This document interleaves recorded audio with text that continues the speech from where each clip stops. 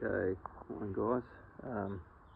Today's project is making a door for the shed, and also I'm going to try use out this little gift I got from Brendo. It's a selfie stick tripod. That's Brendo from the Food Forest Oz. So yeah, we looked at getting a proper shed door, but they cost about $1,600 for the frame and door itself, whereas I got this door frame here from Bunnings for I think they retail for about 200. The bloke gave it to me for 70, and then I bought a 7.5 meter length of RHS. It's a like fence rail, 38 by 25, for $40. And so yeah, we'll try and make a door frame and then get some Colorbond sheeting bent up and clad it at another date. Alright, let's see how this, I'll try to do a time lapse of the cutting and welding.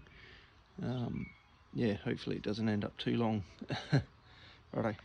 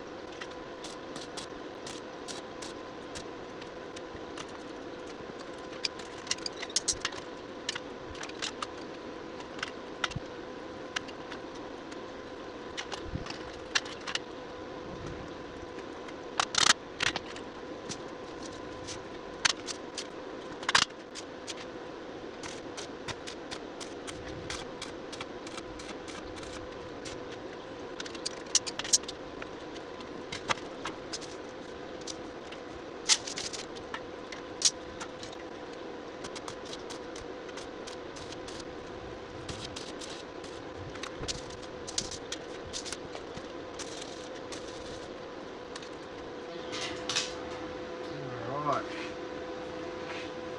now I'll cut some cross members, and I really need to go get a door lock so I know whereabouts to position everything.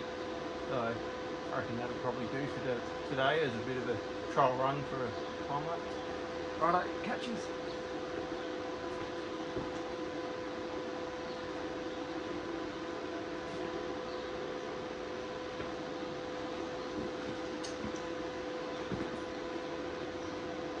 So this is the end result after a couple of trips to the hardware store as usual. Didn't have enough screws, steel screws, so don't look at the welds too closely. I've just these sort of cross members, just tacked them on because they'll be secured by the sheet of iron that goes on the front and back. Might even I've got some 30mm insulation I might put in there. That rail there is 38, so might even insulate it so when you shut it, it doesn't sound so hollow.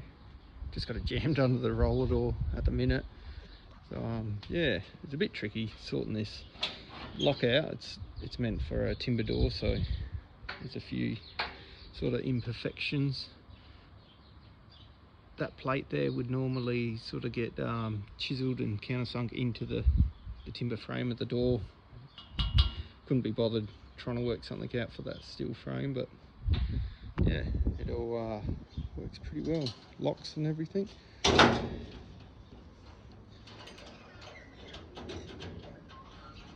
yeah, that should serve its purpose for us.